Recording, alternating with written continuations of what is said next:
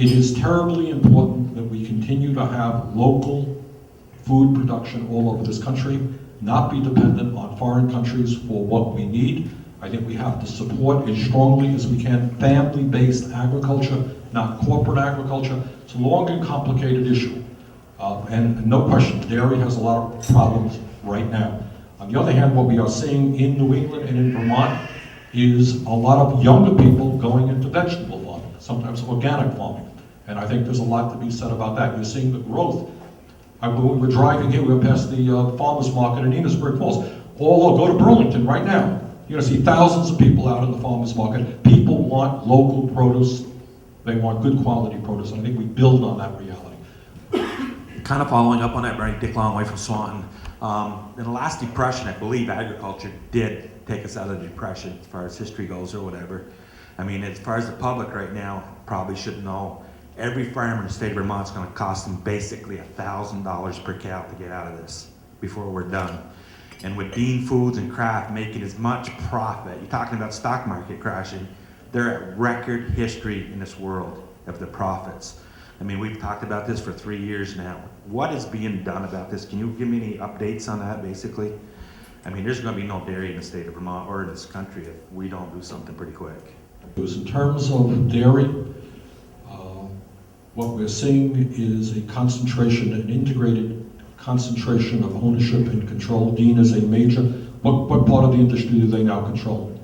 Do you know offhand? In dairy. What is Dean? What percentage of the market do they? I mean, a very significant part of the market, right?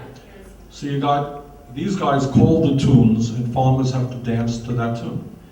And I think there's no question that what we will see now, with a much more aggressive Attorney General, getting back to some of the stuff that I talked about before, is an effort to start breaking up this concentration of ownership.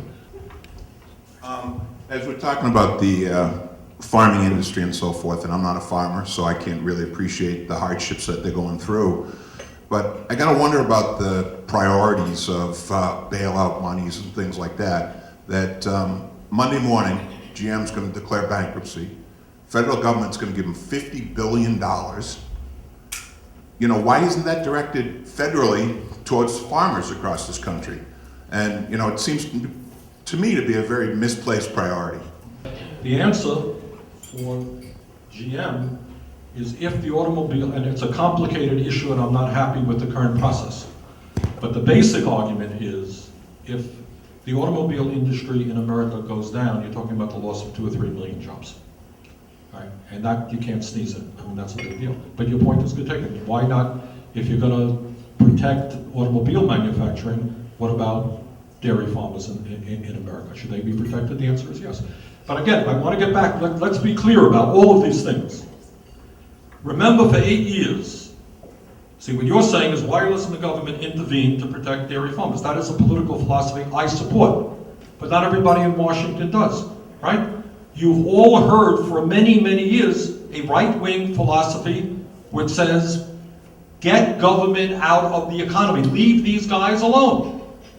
All right? Now, what you and I know is that if you're a small dairy farmer, nobody stays up nights worrying about you. But if you're Wall Street and you have a lot of connections, you get bailed out. But you raised a great philosophical issue, and the issue is, what is the proper role of the government in the economy? Should the government be supportive of family-based agriculture so that we're producing healthy, good quality food in every region of America? Now, there are a lot of people who disagree with me. People say, look, farmers are in trouble. Well, that's the way life goes. We all got problems. You go out of business, so what? You get your food from China. You got a problem with that? That's the free market. That's the free market. I don't believe in that. I think as a nation we make priorities. The woman here asks about education. There are some people who would say to you, in all honesty, they say, Miss, I know you got a problem. It's not my problem, that's your problem. You don't have enough money to send you to college? Get another job. Marry a richer guy. I don't know.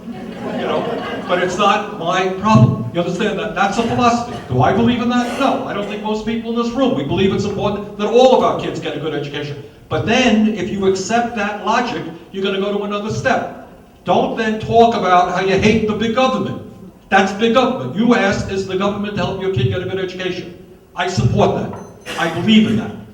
But you can't be, I talk to people in this state, why doesn't the government do this, that? Oh, I hate the government. Well, you can't have it both ways. You raised the question about what should our priorities as a nation be? And that's what we're here to discuss. Making sure the kids get a good education, making sure that people get health care, protecting family-based agriculture. I believe in those things. You know what? They cost money. Where are you going to get the money from? Well, then, that's what my hair is gray. Because I have to figure these things out along with other people. Do we ask the richest people in this country to pay more in taxes? Yeah, I think we do. Some people here may disagree. Do you cut back on military spending because we have weapon systems that we no longer need? Yeah, I think we do that. Do we end the war in Iraq, which is costing us $10 billion every month? Yeah, I think we do. You know what we can do with $10 billion? We could send a lot of kids to college. We can protect a lot of families.